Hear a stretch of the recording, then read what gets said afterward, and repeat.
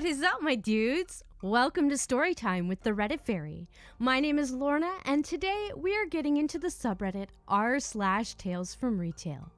So without further ado, let's get right into it.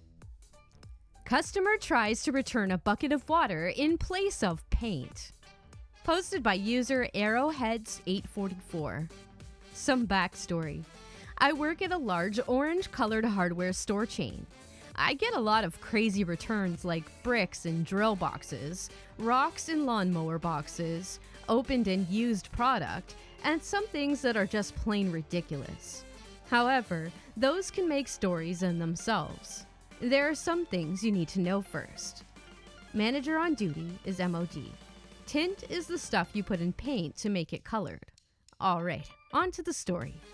One day, I got a return that was a 5-gallon bucket of paint. I go to open the bucket and it's water. The guy returning it insisted that it was paint and that it was defective. So I called the manager on duty and he came over and was like, "What's the problem?"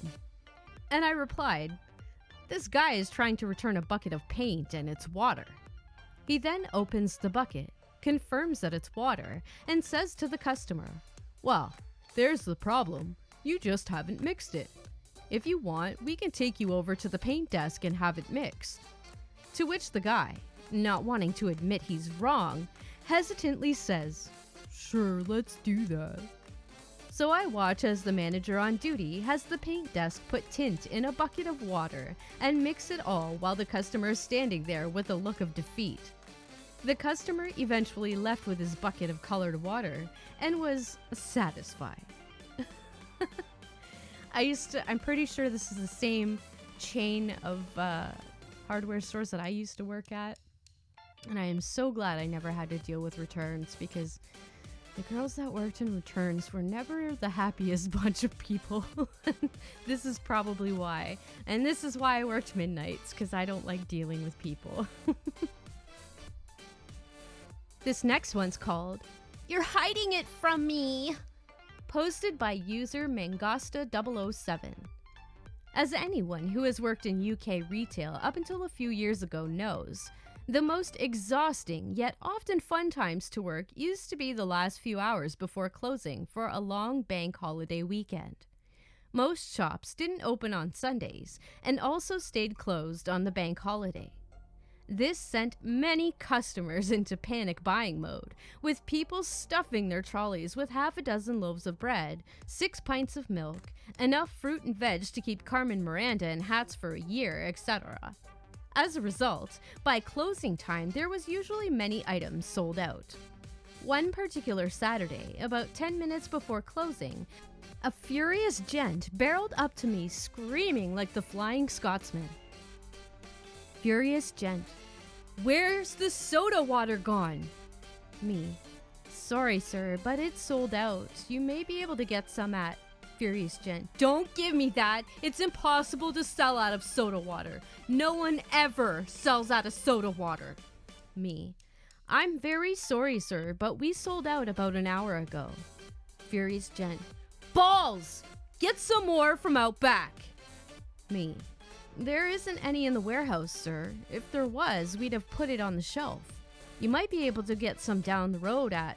Furious gent: "Rubbish! You're just hiding it out back so you don't run out." Me: "We have run out, sir. That's why there's none on the shelf." Furious gent: "You're hoarding it! You're hoarding soda water so you don't run out." That would defeat the object of us being a shop, sir. If we hid items from customers, we couldn't sell it and we wouldn't make any money. Furious gent: "You just don't want to run out, so you lie about not having stock. This is unbelievable." He grabbed a bottle of tonic water, there were a few of those left, from the shelf and stomped off to the tills where, so I was told afterwards, he ranted at the poor checkout girl, treating her to his misguided theories on the basics of retail. I'd like to say that when we closed, all of the staff went to the warehouse and cracked open a case of tonic water to toast our success in not running out of the fizzy liquid, but the cupboard was bare. Customers, especially soda water, who the fuck even drinks that? It's so gross. I can't stand soda water or tonic water or any fizzy water. It's just like, I don't understand the point. I just don't. I don't get it. And yeah, why would they keep product in the back to not run out? Like, what is the logic behind that thinking? Please, someone explain this to me. Woman threatens to vomit on merchandise after I wouldn't give her a discount, then actually does. Posted by user the Parkour 911. Obligatory on mobile, so my apology for formatting error. As for grammar and punctuation, I'm just an idiot. No, you're not, OP. No, you're not. So I worked at a certain phone company as a wireless consultant, which is basically just a cashier that can change your phone plan and take your money for accessories and whatnot.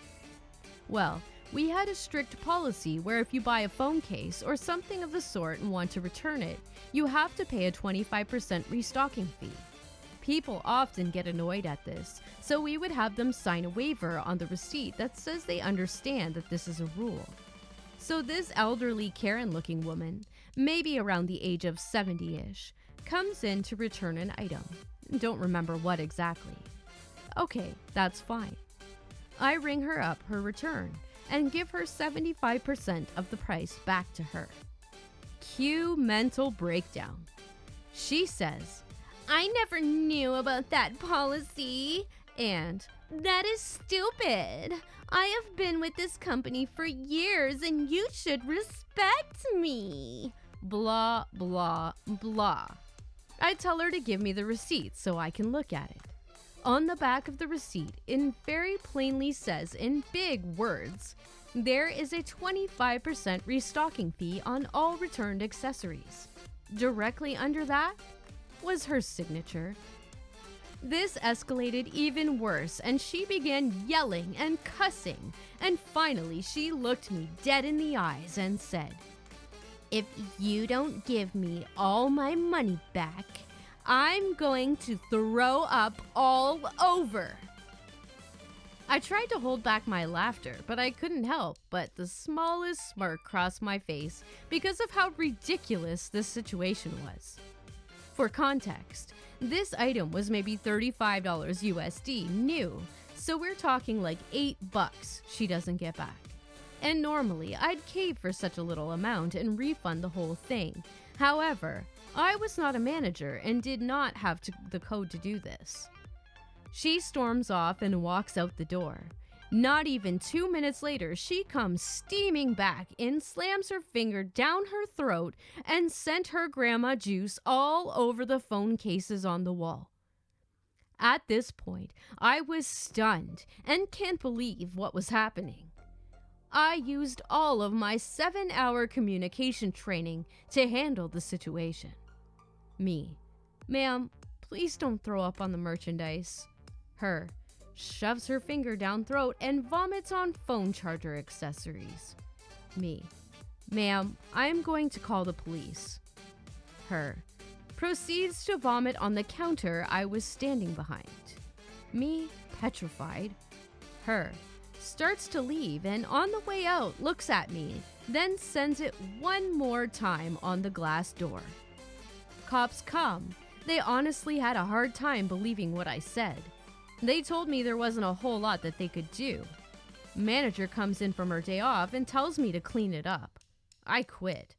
That was the first and only retail job I ever worked.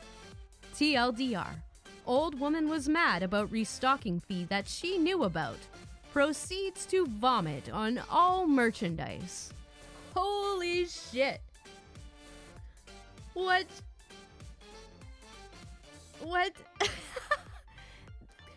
Okay, first of all, if my manager told me to clean that up, I would have quit too. I would have been like, fuck your face. I am not doing this. What? Oh my god. How do you puke on command like that? Like, I don't know, man. Ugh. I would be vomiting just from the smell. I'm one of those. It would probably end up turning into like a puke war between me and the old lady. I'd start puking all over her, and she'd puke back on me, and it would just, no. Ugh. Okay, no more puke talk. This is getting too much.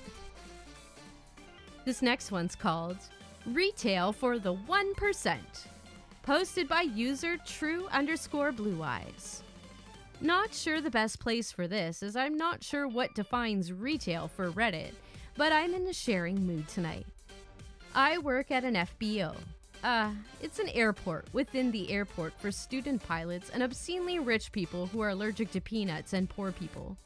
Every once in a while, we get that oddball call from someone who has no idea what a FBO is. You know the one, where they found your number by searching some vague travel-related term plus jet fuel or something, and you don't realize for several minutes that they don't have any idea who they're talking to.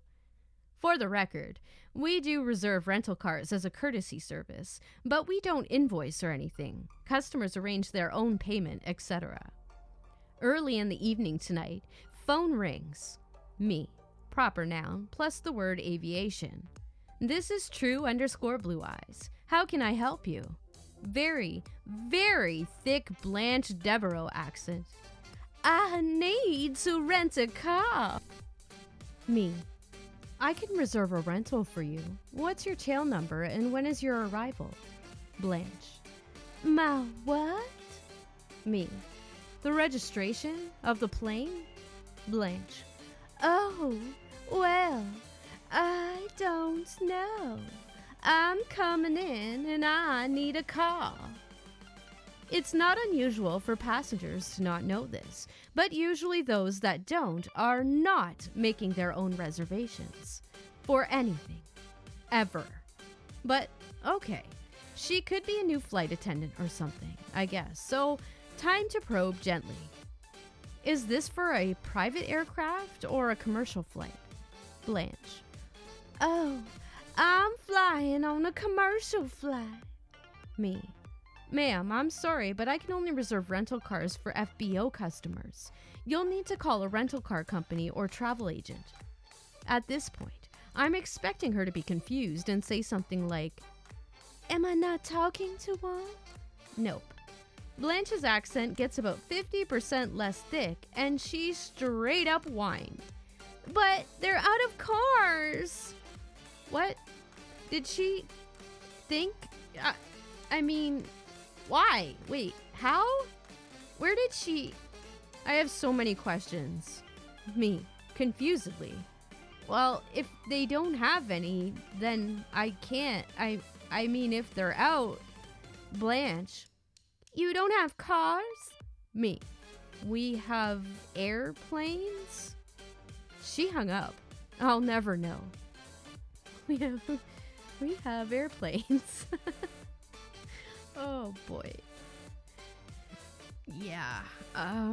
So I used to arrange balloons in Toronto. I made balloon arrangements and delivered them to people, and one time I had to deliver to this giant mansion that had like a separate building with its own ballroom. Like, this thing was massive. And I'm bringing in the balloons, and I'll never forget how I was treated when I brought those balloons in there. The woman was just like, you're 2 minutes late. I'm like, bitch, I just drove in downtown traffic in the middle of rush hour. And then you're bitching because I'm 2 minutes late. Oh my God.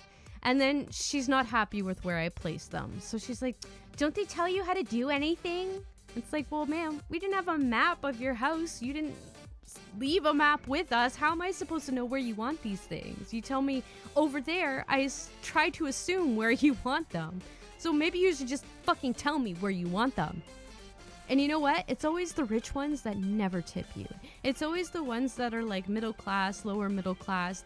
They know the struggle and they tip you. And I always feel bad taking tips from those people. But fuck rich people, man. They're all a bunch of jerks. Most of them. The one where my dumb ass returned $300 of stolen goods. Posted by user Emmy Emu. Alright, so this happened a few years ago when I was 17. Thankfully, I don't work retail anymore, but kudos to all of you out there still fighting the good fight.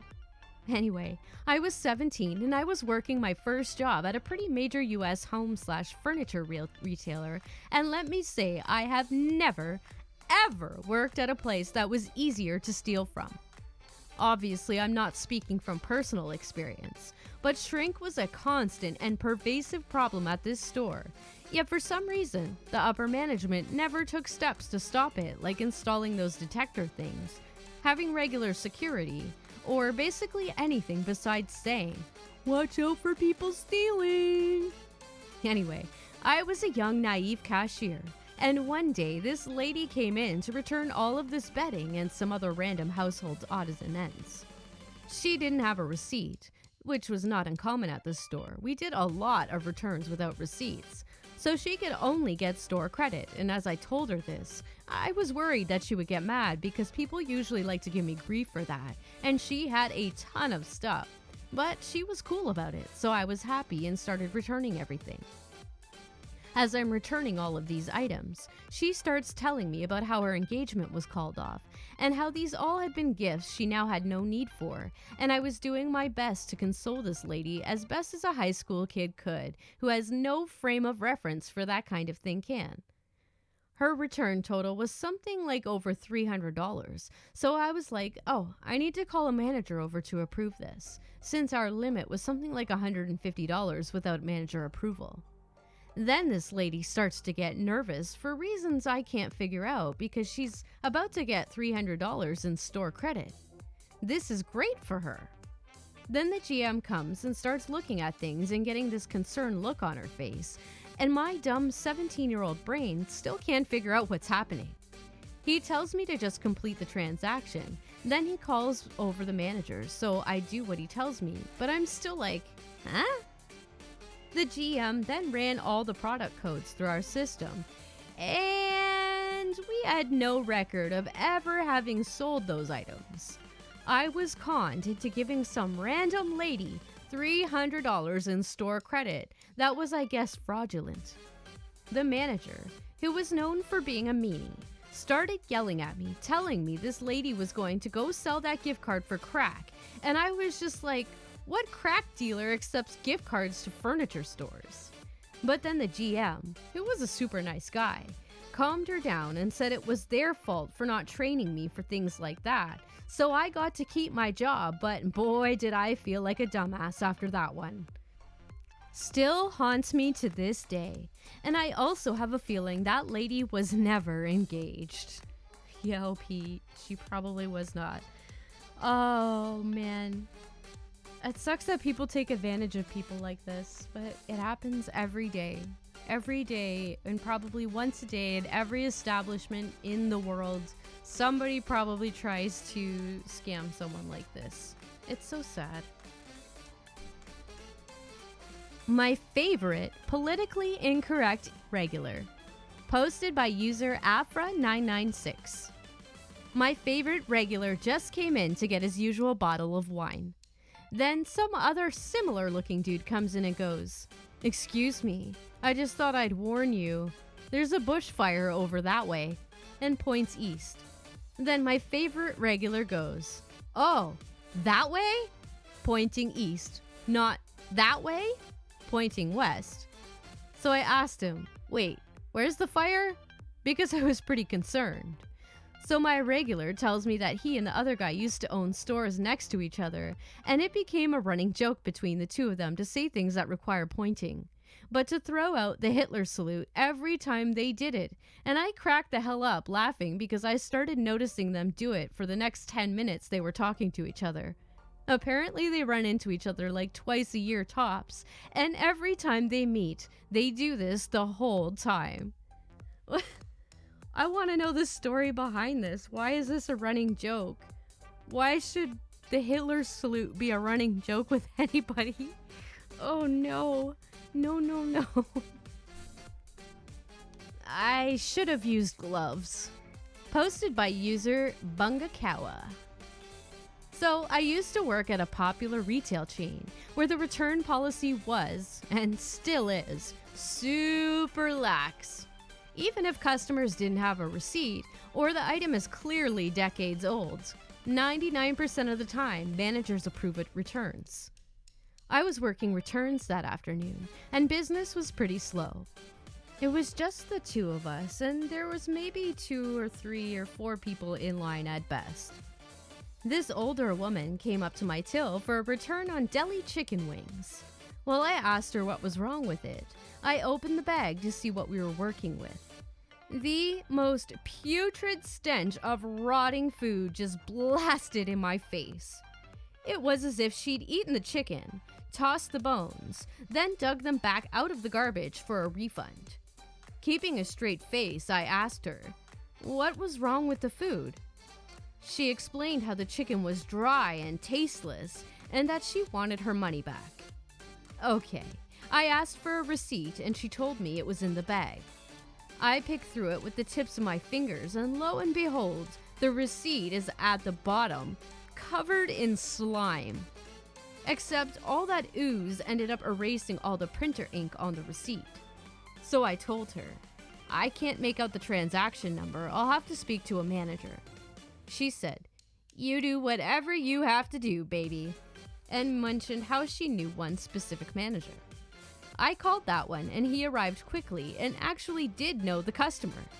He hugged her and they chatted while he processed her return without a receipt. She got her cash back and they let me go wash my hands. It wasn't until after I finished that I remembered. We had gloves under the counter. Oh, that's fucking gross. That manager needs to be fired. That is nasty. That is fucking nasty. I'm sorry, but the reason it was dry and had no flavor is because you don't know how to fucking cook, lady. Oh, that's gross. Customer wanted a refund from a vending machine that we don't even own. Posted by user Odoric. So I work at a college bookstore. Sprinkled around the campus are third-party vending machines, but there are none close to where the store is. Today, I was just doing my thing at the register, and a guy comes in. Guy, hey, your vending machine isn't working. It ate my money. I think he means the machine 3 buildings over. Me, I'm so sorry that happened, but sadly, those aren't our machines. Guy, yeah, but I need my money back. Can't you just give me a refund? It's like $1. Me, I can't do that. Like I said, those machines are owned by a different company, and I have no way to refund you. You can try calling the 800 number on the machine and speak with them. Guy, but I don't want to deal with all that. I have class soon. Is it that hard to just give me my money back? Me, I don't think you understand, sir. We cannot help you. We do not get any revenue from those machines because we do not own them or their products. How can we give you money we just don't have? Guy, well, yeah, but I need my change. Sir, how did you get into college? He eventually left, groaning in frustration. God damn, that was funny. People just think if it's in your building, then you obviously must be responsible for it. But that comment, how did you get into college, is like bang on. How did he get into college? He can't even understand like a simple sentence. We all know the music is repetitive, but it's not supposed to be at full-blown Cantina Band level. Posted by user Vicious Breed. For the past decade, I've worked in women's fashion retail. This story is from a couple of years ago, when I was a full-time assistant manager at a store in the mall. We had a staff of about a dozen people at any given time. My store had one of those music systems where new songs and playlists are automatically pushed to the hard drive every month. Corporate tended to keep the playlists pretty static, however, only tossing a few new songs in here and there. It was pretty standard retail pop music, and it all kind of blended together over the months and years. Is it any wonder we barely noticed when the playlist started to dwindle? The computer was deleting songs by its schedule, but not receiving any new downloads. Normally, we'd hear the same songs every day, but only once. We caught on when we started to hear the same songs multiple times. Help desk was in no hurry to do their job. We watched, listened helplessly as the selection narrowed more and more over the next few weeks, until it was down to about a dozen songs on repeat. One morning, I went in with my sales associate to open the store. It was one of the last few days before Labor Day weekend. I turned on the music, and when it was time to open the doors, an Elastic Heart by Sia was playing. Neither of us really made a note of that at first. That song ended, and the next song began. "Hey, didn't we just hear this song?" my associate asked. "What? Did we?" I responded, honestly uncertain and distracted by morning paperwork. "I'm pretty sure we did," she said. "Well, maybe it's the end of the playlist, and it just happened to restart the shuffle with the same song," I suggested. She agreed that that might be it.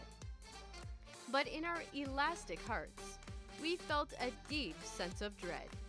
And our fears were confirmed when the song proceeded to play a third time in a row. We laughed, since that's about all we could do, especially since Help Desk was aware of the problem already. I wanted to just turn it off, but my associate couldn't handle the quiet. Over the first 3 days, Elastic Heart would have played approximately 453 times during open hours.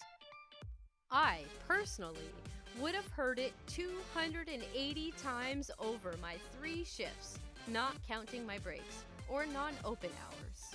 Even if I were only subjected to 5 hours of music per shift, which would be a conservative estimate, especially since the holiday weekend meant everyone was almost always on the sales floor, I still would have heard it about 200 times in 72 hours. Sure, we laughed at the absurdity, and we had the comedy of watching customer reactions as they tried to remember whether or not they had just heard the same song. Still, combined with the stress of the holiday weekend, tempers started to fray. Even the customers were more irritable, and they only had to hear the song a handful of times. I've often wondered about the deleterious psychological effects of involuntarily hearing the same few songs on a loop. Hearing just the one song over and over for hours and days on end. Well, that takes it from brainwashing to downright torture. The humorous aspects soon withered, and I felt like we were lab rats being experimented upon. I couldn't take it anymore and refused to turn it on by the 4th day, no matter what the part-timers said. To add to the nonsense, the music system didn't have any standard jacks or plugs, so we couldn't just hook up our phones and play something else over the stereo. We ended up bringing in our own Bluetooth speakers and using our personal data plans to stream music, because, of course, the store did not have Wi-Fi. Fixing it was a huge pain in the ass and involved a lot of phone tag when I could get time away from the sales floor, but I eventually emerged victorious. That is, until the following year, when it happened again, with the same song. I think I still have a twitch whenever I hear it. TLDR. Over Labor Day weekend, the store's music system deleted all of the songs off its hard drive except Elastic Heart by Sia, and the associates insisted on keeping the stereo on. We lasted 3 days before taking matters into our own hands. That is so funny. I don't know why they do that. Like, they should, I know there's some places they have like an approved list that if you want to play your own music, it has to be on an approved list, which I kind of understand because they probably don't want any words with swear words and fuck that noise, but anyway. But yeah, that's a little ridiculous that's almost, yeah, that's definitely torture. That's like a toxic work environment right there. I'd be asking to go home because they drove me crazy. Why, and better yet, how would we ever sell someone's obituary here? Posted by user OGWiz. Maybe someone can help me shed some light on this one, because I'm very confused. This happened about 15 minutes ago. A lady walks into my convenience store and walks directly over to the greeting cards. After about 5 minutes, she comes over and impatiently taps her foot behind the lineup of people checking their lotto tickets. I finally get to her. Her. Do you not sell obituaries here? Me. Pardon? Her. Obituaries. Do you not sell them here? Me. Obituaries. Her. Rolling her eyes now. Yes. Obituaries. Me. They're printed in the newspaper. We sell the newspaper here. Her. No. Obituaries. I'm looking for obituaries. Me. Yes, to my knowledge, those are printed in the newspaper, online, or available at the funeral home or the funeral. No one sells obituaries. You were looking at cards. Did you mean sympathy cards? Her. No, I mean obituaries. What kind of place is this? It's not that hard to understand. I'm looking for obituaries. Me. Well, I have no idea how to help you there. Her. All right. I'm going to a funeral. I want to bring the family an obituary. Me. I think you're looking for a sympathy card. Her. I am looking for an obituary. Me. Why? And better yet, how would we ever sell someone's obituary here? Her. This is ridiculous. You're being stupid. This is stupid. I'll just go elsewhere. And with that, she stormed out. So, like, obituaries are the little write-ups made about people, right? After they die, right? Does obituary mean something else? Yeah, no, she has no clue what an obituary is. It's literally... yeah, exactly that. It's written in the paper to tell you when a person was born, when they passed away, the family that is, mourning the loss of them. That's something that you have to call the newspaper and pay them money to put in the newspaper. But I have no idea what the hell she's talking about. Maybe probably a sympathy card. I can't think of anything else that it would be. I don't know. I don't know. This lady's nuts. She's clearly the stupid one here. Sorry for her loss, but yeah, of her brain cells as well, it seems. Alright, my dudes, that's all the stories I've got for you today. I hope you enjoyed this episode of r/Tales from Retail. If you did, go ahead and hit that like button. And if you're new around here, hit that subscribe button and the bell notification to be notified when I have future videos just like this so you never miss one. And if you do, thank you so much because it really helps me grow my channel. As always, the links to the stories will be in the description, so make sure you head on over to Reddit and show those users some love by giving their stories some upvotes. You know that they deserve it. And while you're in the enchanted land of Reddit, don't forget to head over to r/RedditFairy and submit your story, because you never know, it just might end up in the next one. And guys, I've also got some invites posted up on Smule, so if you guys want to karaoke with me, head on over there. Until next time, stay sassy, my dudes.